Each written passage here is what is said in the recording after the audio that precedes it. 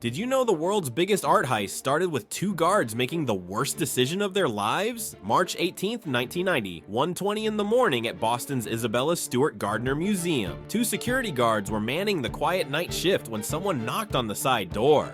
Two men in police uniforms claimed they were responding to a disturbance call. Against all protocol, the guards let them in. Within minutes, both guards were handcuffed and blindfolded in the basement. For the next 81 minutes, the thieves roamed freely through priceless galleries. They stole 13 artworks worth $500 million, including Vermeer's The Concert. But here's the strange part. They grabbed a random bronze eagle, finial, worth almost nothing. Yet they walked past paintings worth tens of millions more. Today, empty frames still hang on the museum walls like crime scene markers. Despite a $10 million reward and 33 years of investigation, not a single piece has ever been recovered. The largest unsolved art theft in history remains a complete mystery.